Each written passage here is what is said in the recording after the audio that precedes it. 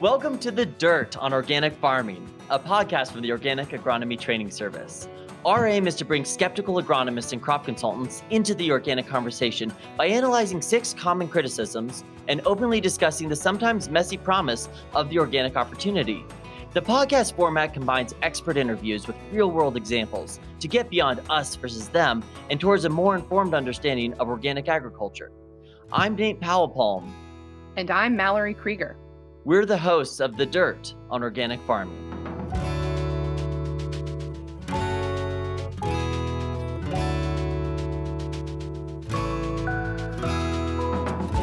Thanks for tuning into Season 1 for our new podcast put on by OATS, the Organic Agronomy Training Service. I, as you just heard, am Mallory Krieger, and I'm the National Program Director for OATS. And OATS is an organization that works to train agronomists, advisors, and crop consultants in organic production methods. I have a background in ag education, and for the last 10 years, I've worked with various organizations throughout the Midwest to create opportunities for farmers to access better information and resources to help them start and grow their own farming operations. I also am a farmer myself. I live and farm in West Central Illinois. And I grew up on a 1,500-acre conventional corn and soybean farm, making me a 6th-generation farmer. And I'm joined today by my co-host, Nate. Would you tell our listeners a little bit about yourself? My name's Nate Powell-Palm. I'm the training specialist for the Organic Agronomy Training Service. I'm a farmer based out of Bozeman, Montana. I raise oil seeds and pulse crops and cereal, and have always had a herd of organic beef cows. So since I started farming organically, I have raised a wide swath of about 12 different crops, but have kind of settled into a nice rotation that relies a lot on forages and those cows, but then uses cash crop opportunities throughout the rotation. We raise just about 1,000 acres every year of a mix of forages and those cash crops, and primarily sell into the food grade market. Since 2012, I've also worked as an organic inspector, visiting farms and processing plants all across the country. I've done inspections in about 45 states, and currently I serve on the National Organic Standards Board. Well, Nate, I'm really looking forward to diving into these common criticisms of organic throughout this series. And in the many years of combined experience that we have working with farmers and working in organics, we both have been asked some really tough questions about organics. We work in the organic industry, but we know that it's not a perfect system. And people who have some really hard-hitting questions and some skepticisms about organics deserve honest and fair answers to those questions. And so we decided to take those 6 common questions we've received over the years and dive into them to really look inside and answer these valid, hard-hitting criticisms. And I think the only thing I would tack on to that is I wouldn't expect anyone to transition their farm to organic if they had these lingering questions. I think it's really fair to be concerned about your operations viability by asking these questions and finding good information. And that's really what we're here to provide, is this open and honest discussion about how real is this organic opportunity. Absolutely. So Nate, would you take us on a little walkthrough of what our listeners will hear from us over the next 6 episodes? What questions are we going to answer? Well, we're going to hit the 6 biggest questions. So we're going to start with tillage, and then we're going to dive into weeds. We're going to talk about, is organic anti-science, and can it feed the world? And then we're going to get a little bit into markets, as well as what is it take to get through that 3-year transition before you can sell a certified organic crop. So let's dive right into tillage. I think you would hear a very common concern. I want to no-till, and I know organic farmers till. Major compaction, that's what I hear from the no-tillers. In this episode, moldboards and dust clouds. Organic has a tillage problem.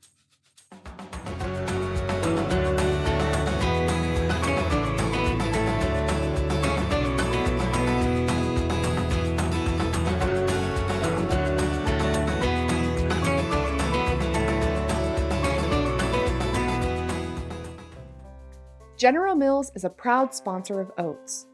As the largest producer of natural and organic packaged food in the U.S., the company is committed to supporting farmers in transitioning to organic and promoting continuous improvement of organic standards and practices. Learn more at generalmills.com. Oats is brought to you with funding support from Stonyfield. As the country's leading organic yogurt maker, Stonyfield takes care with everything it puts into its products and everything it keeps out. By saying no to toxic, persistent pesticides, artificial hormones, antibiotics, and GMOs, Stonyfield is saying yes to healthy food, healthy people, and a healthy planet for 38 years.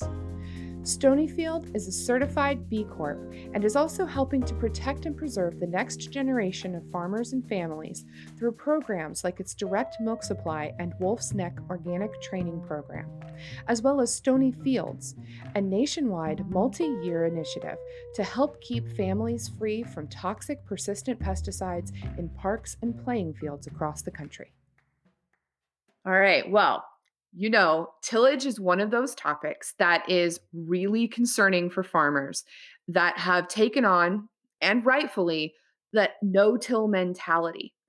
Among, the farmers that I work with, tillage is considered anathema to soil health. You don't want to open that soil up because you want to preserve the quality of soil.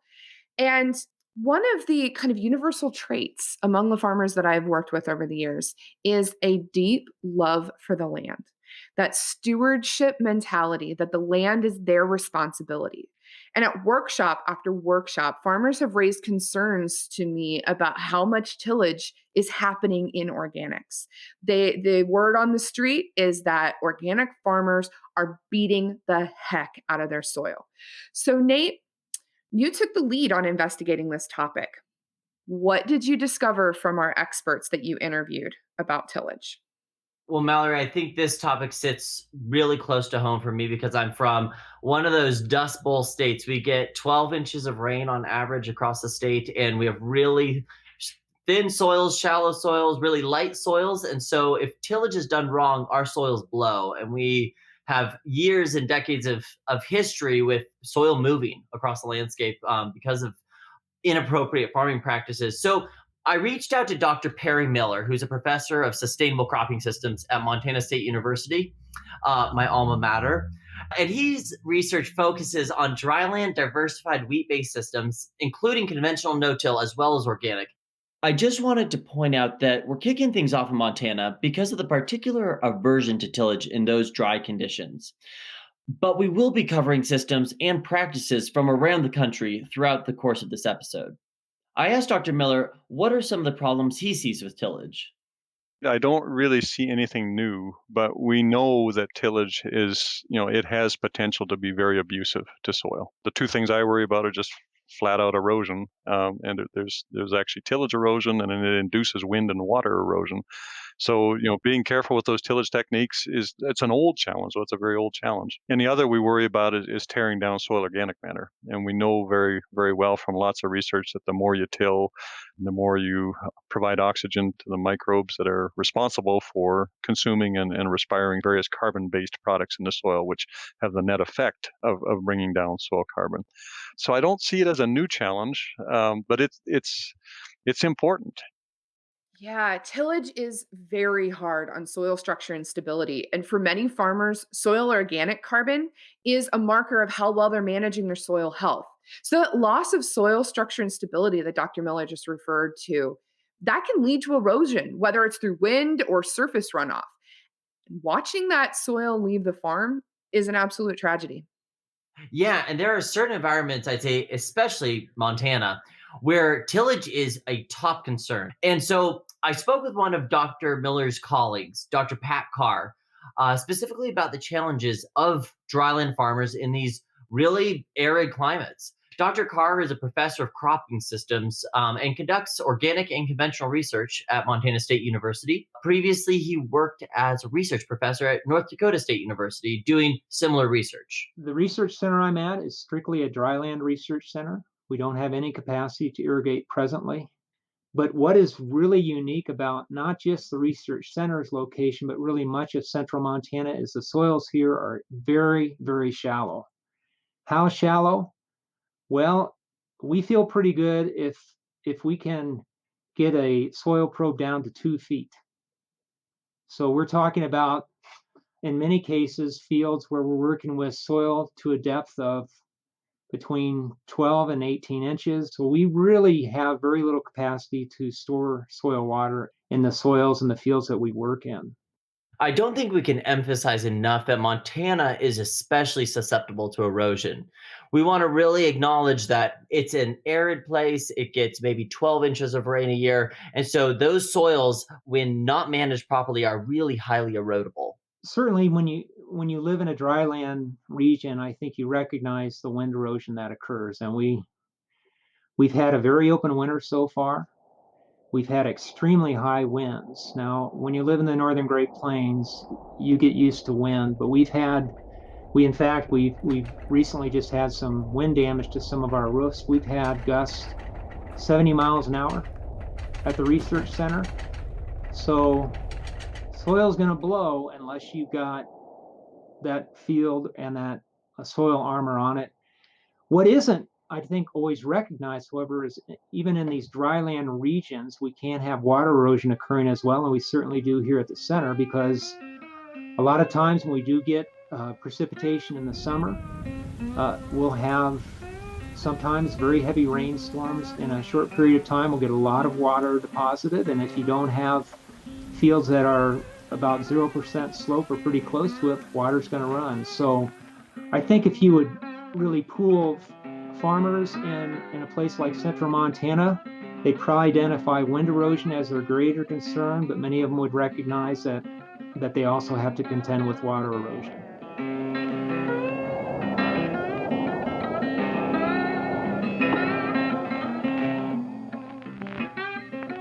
So, with all of these downsides to tillage, especially in these fragile soils like in Montana, Nate, how much tillage is actually happening in organics?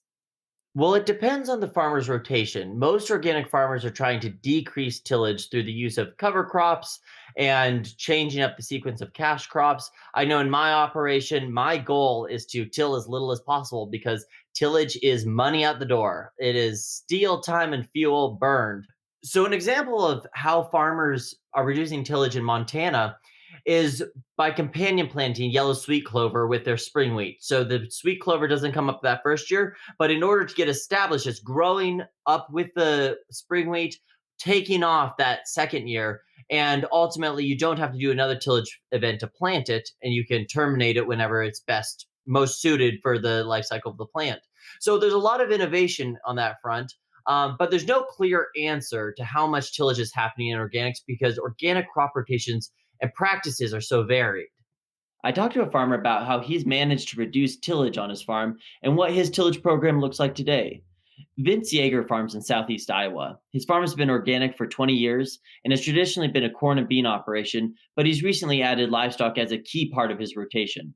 We tried to find a room away from the noise of the cows and the tractors and ended up in the living room of his farmhouse. He's remodeling, so there is a bit of echo. Reducing the tillage passes from, I think, the most I was at is in the fall, I would make 2 passes, and I would be up to 3 passes in the spring, trying to flush weeds out.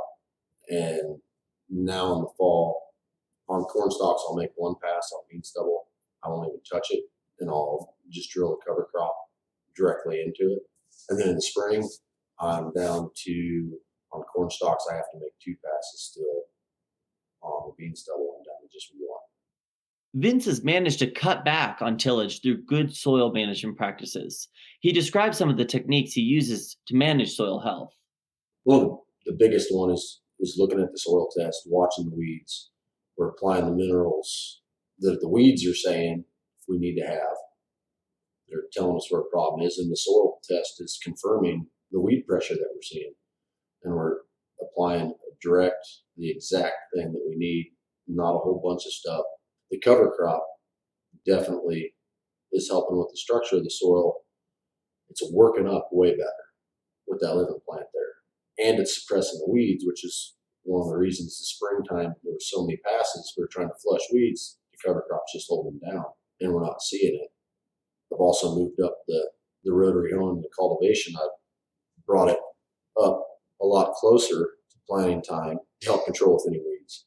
So it sounds like what Vince is saying is that he's using soil tests to balance minerals and he's planting cover crops. And those two things are allowing him to manage to reduce his weed pressure to the point where he's tilling a lot less. Exactly. And it turns out that many organic farmers are implementing those same practices, which help them ultimately reduce the tillage on their farms.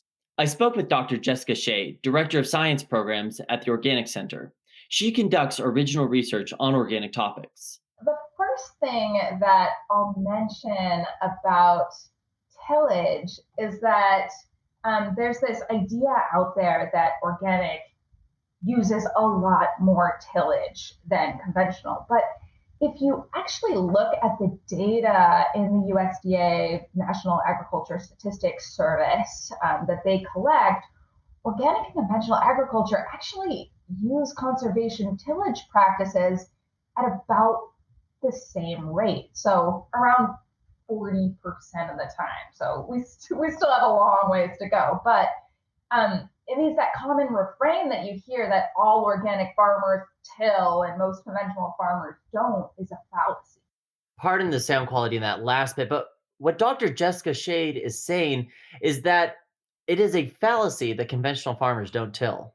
But tillage is still used frequently for weed control in organics.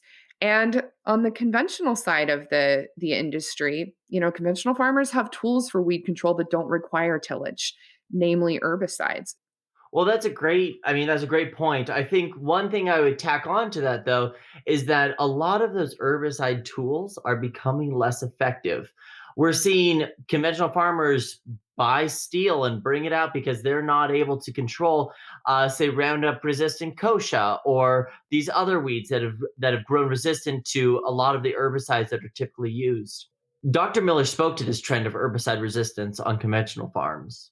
Let's first talk about the state of tillage in conventional systems, because I have been a big advocate of no-till research for the last 20 some years. So that's using very conventional, chemical-based methods, and was really pleased to see, the rapid improvement in productivity and soil quality that happened in no-till systems across the dryland northern Great Plains.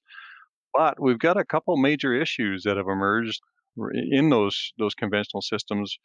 One is related to glyphosate-tolerant weeds, in particular tumbleweeds. So it matters less what an individual farmer does on their own farm, because even if a neighbor has got some, what do you want to call it, Roundup-ready kochia, that's going to tumble across your place too, and so there's not much you can do about it. So that's bringing tillage back in to some of these conventional systems. And the other issue is soil acidity, due to urea fertilizer application over time, which has caused a stratification of pH in farm fields. And we're just really starting to understand how big an issue that is in Montana. And it's a bit of a surprise to us, because we had been used to thinking we had high pH soils and it would not be anything we'd ever have to worry about, certainly in our lifetimes. And so that's not true. So to say I'm going to use no-till as sort of a standard, but I wanted to say up front that there's a couple of real scary, what I call generational threats to conventional no-till. Dr. Miller makes a good point about herbicide resistance. It's becoming a really huge problem throughout the Corn Belt. Here where I am in Illinois, Palmer amaranth, water hemp, and foxtail are really three big weed pressures that have developed herbicide resistance. Sometimes when you're looking out over a field, it's gotten so out of hand that the field just looks like a giant mass of weeds. But in the end, this debate about who is tilling more, conventional or organic, doesn't really matter that much, because the core of the issue is soil health, not amount of tillage. So, Nate, are these criticisms of organic farming correct? Are organic farms damaging their soil by using tillage? Well, I think we need to narrow the question a bit and focus on some key indicators of soil health. One indicator of soil health is soil organic carbon. So, to discover whether organic farmers are destroying soil, we need to measure the amount of carbon present in the soil profile. I talked to Dr. Jessica Shade about research that the Organic Center has done on this topic. The Organic Center has done some research on this because one of the questions or comments I always get is that, okay, but there's a lot of different management styles within organic or within conventional. So how can you really compare the two systems? Because everyone knows a conventional farmer that's doing amazing soil management, and everyone has an example of an organic farm that they think could be doing better. So one of the things that the Organic Center did is we collaborated with the National Soil Project at Northeastern University to actually take all of that noise into account. And so we did this huge survey where we actually got farmers involved. We had over 1,000 soil samples from all over the United States that we collected, analyzed, looked at the carbon, controlled for noise like different soil types, different location, different management styles, etc. And what we found was that even with all of that noise, organics still had consistently higher levels of carbon accumulation in the soil.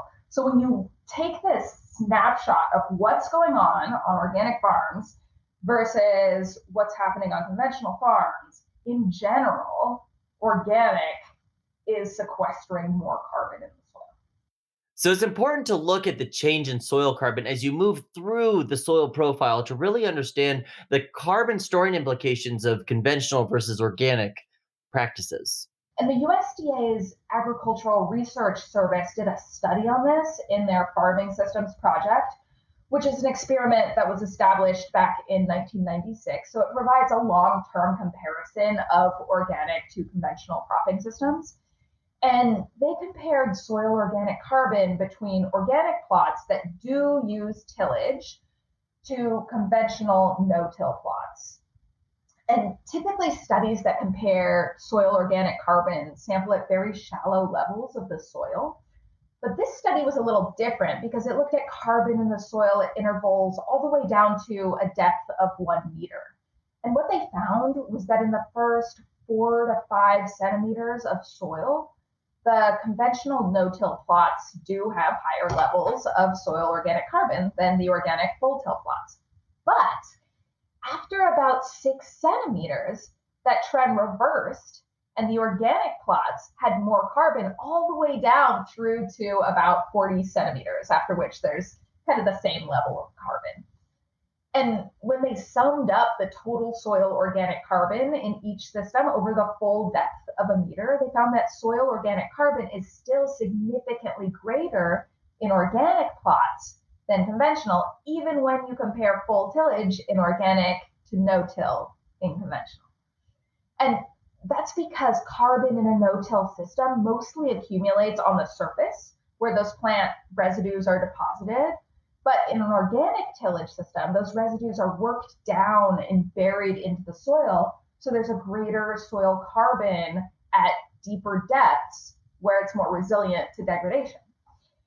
And, my point isn't to suggest that we shouldn't be promoting reduced tillage in organic systems for soil conservation. It's just saying that the suite of soil fertility management practices used by organic farmers in combination with tillage still leads to greater increases in soil carbon than no-till conventional.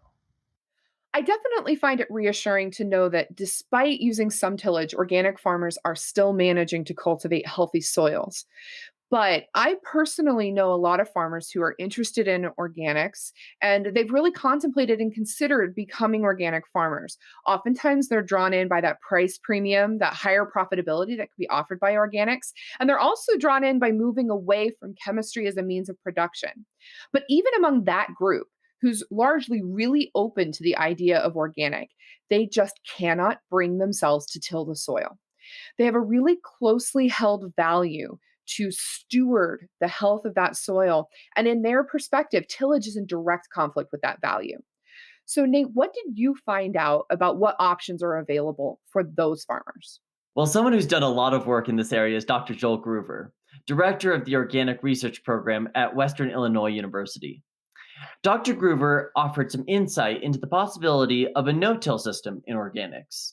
I think there is a movement towards reduced tillage in organics, and we have some interesting examples right now of large scale conventional farmers that are long term no tillers that have decided for various reasons, maybe it's a landlord, maybe it's their own personal soil health quest that they think to get to the next level in soil health, they need to um, try organics. But so we have some people that are really doing interesting things with eliminating tillage using a lot of technology um, that are coming out of long-term no-till on their conventional farms, and we're talking, you know, thousands of acres.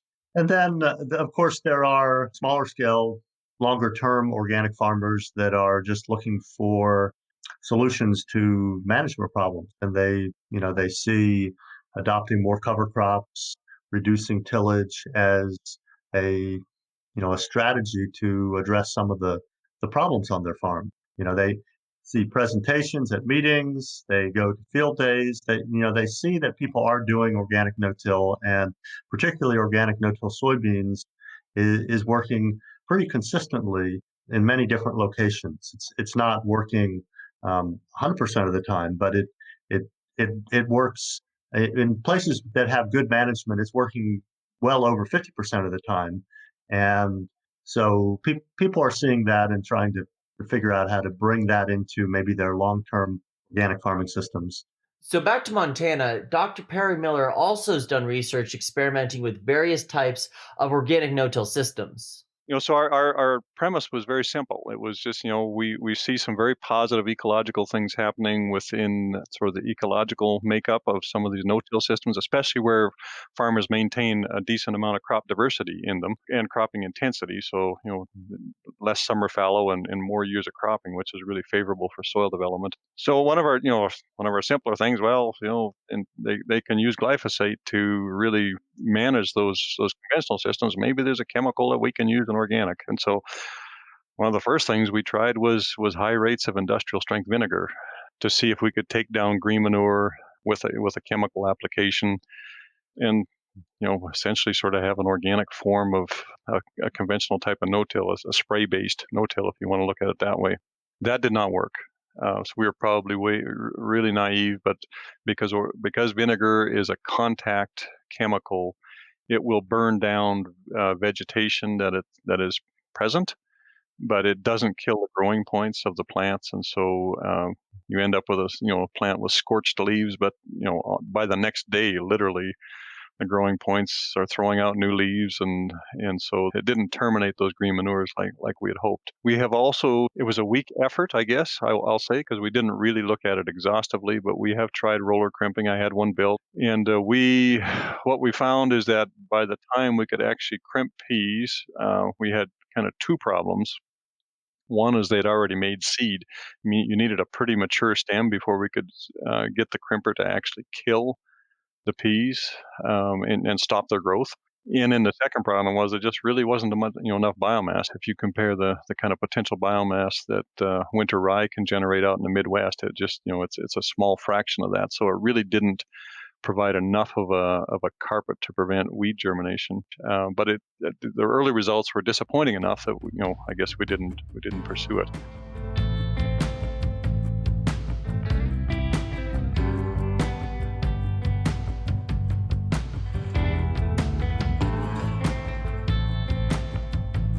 Well, it sounds like that holy grail of continuous no-till and organics may be just that, and not really what we should be aiming for. It can be really difficult to pull off continuous no-till. Heck, Dr. Gruver mentioned a 50% success rate. That's a lot of risk in a cropping system.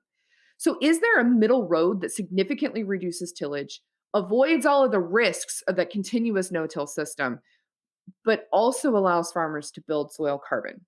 So I think this is a much more timely question about how do we ultimately reduce tillage, but not necessarily aim for no-till as the finish line. Rather, how do we get as little tillage with as good of yields and ultimately well-managed fields as possible? So I spoke to Dr. Matt Ryan about rotational tillage systems.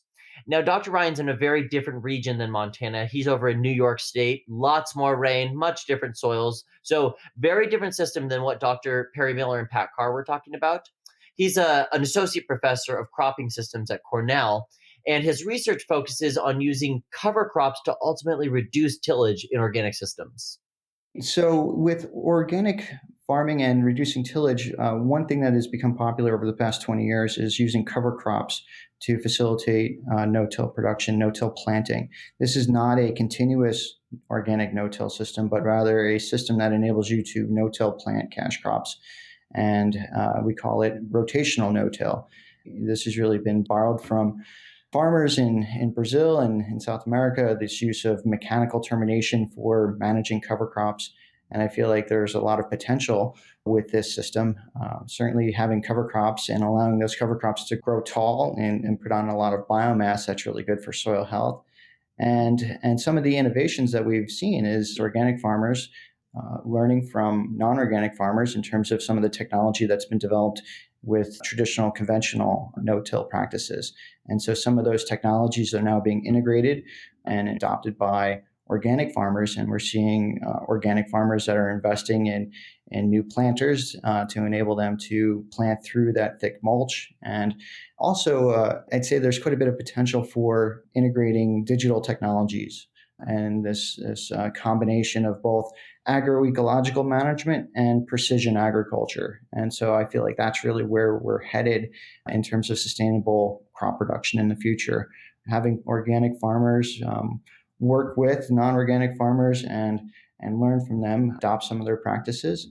And certainly, it works both ways. I'd say a lot of non-organic farmers over the past couple of decades have really been learning from organic farmers and seeing some of the benefits in terms of soil health and have adopted cover crops, for example. And you see this large increase in cover crop acreage and with non-organic farms. And I'd say, a lot of those practices, were really developed and have been used by organic farmers for a very long period of time.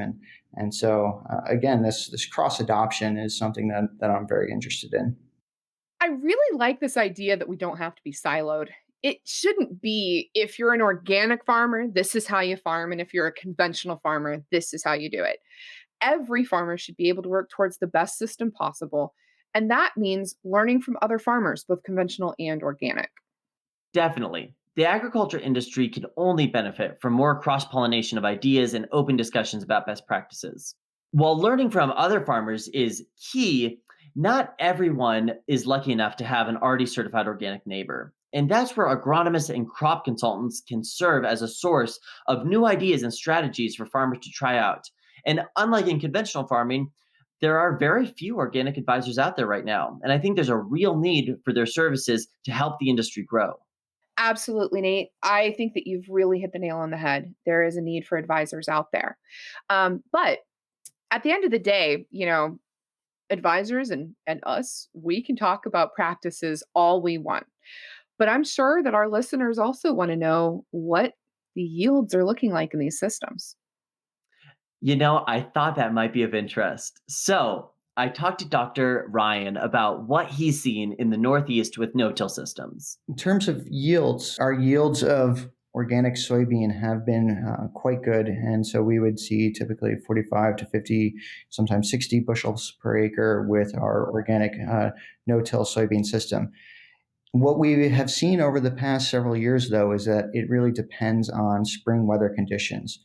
The organic no-till soybean system, where you're no-till planting soybean into cereal rye, works really well when you have wet spring conditions and then dry summer conditions.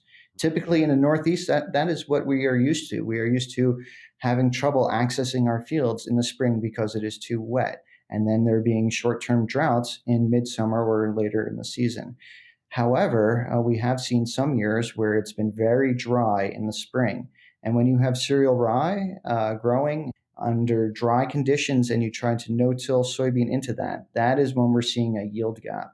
And that's when farmers are seeing 5 to 10 bushel per acre yield drag when they're using that no-till system compared to traditional tillage-based organic soybean production. In terms of organic corn and corn yields, it really depends on seed placement and population.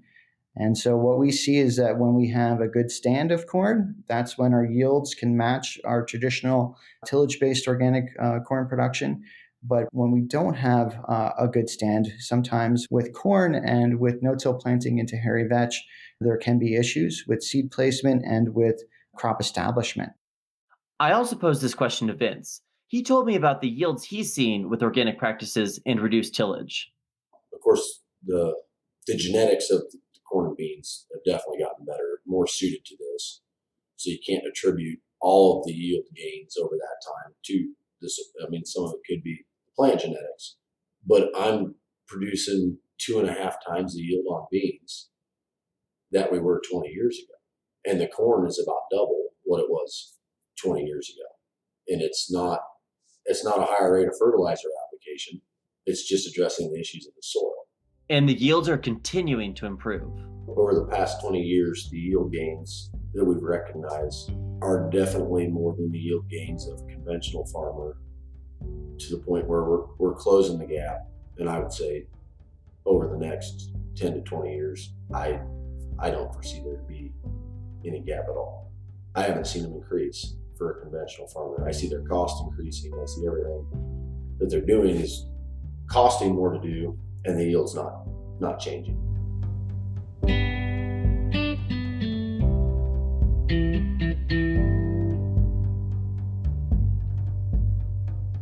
Well, what I've heard from the experts that you interviewed, Nate, is that there is no silver bullet, but there is definitely promise when it comes to reducing tillage in organic systems. Absolutely. And I'd like to reflect just for a second on the top 3 takeaways from this episode, if you will. So the first, organic farmers are really interested in tillage reduction, as I think all farmers are.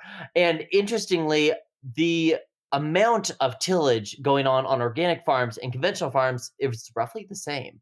The second takeaway, I think, is that we have to look at a whole systems approach when considering tillage and organics. And third, because organics employs a suite of beneficial practices, we need to be looking at the end goal, like we discussed in the beginning, that organics does leave more soil organic carbon in the soil than conventional. And I think that's a pretty important one there. I want to wrap up this first episode with a thought from Vince Jaeger. He told me about why he has stayed with organics and why he believes that despite some of the questions right now, such as tillage, there is a lot of promise in the organic system. Well, I love it. I think the new stuff that's coming out and the new things we're going to try and what I'm seeing everybody else try, it's just exciting. It's changing so fast. The stuff that they're doing this year as compared to what we would have thought we could have done 5 years ago, it's unbelievable. The advancement is there. We're actually coming up with solutions. And we're moving forward. It's not solving a problem by making a new one.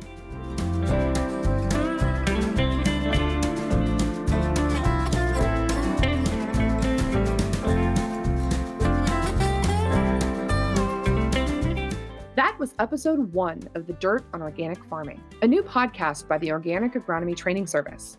Oats provides organic grain production training to agronomists, advisors, and crop consultants so that farmers will have better access to reliable, science-based advice for their unique farm operation.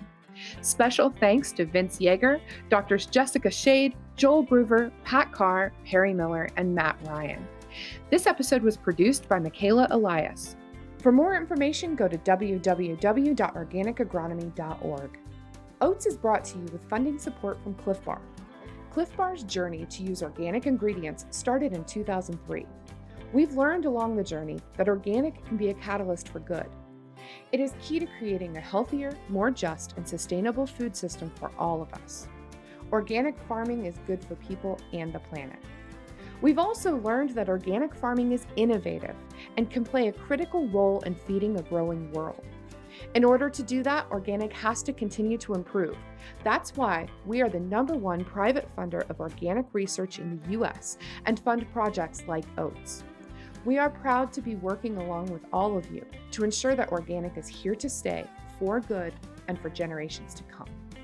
Oats is brought to you with funding support from King Arthur Baking Company, who has been sharing the joy of baking since 1790. A certified B Corp, headquartered in Vermont, King Arthur is the ultimate baking resource, providing the highest quality ingredients for the most delicious baked goods. As a 100% employee-owned baking company, we believe in the power of baking to make a difference for our employee owners, the larger baking community, and the planet. We strive to be a force for good in all that we do, from cultivating a workplace that embraces differences and prioritizes trust, to teaching children across the country how to bake bread from scratch, to partnering with farmers and suppliers who share our vision for a greener planet. OATS is a programmatically independent consortium that is fiscally sponsored by the Organic Trade Association. OTA serves as an anchor funder for OATS through its industry-invested Grow Organic research, promotion, and education program. Grow Organic's Technical Assistance Program area seeks to meet goals of scalability, regional, and production system diversity in technical assistance for organic and transitioning farmers nationwide. Top donors to the Grow Organic Technical Assistance Program area help make OATS possible. Thank you to General Mills, Cliff Bar, Stonyfield, King Arthur Baking Company, and Organic Valley. I'm Mallory Krieger. And I'm Nate Powell-Palm. Till next time, thanks for listening.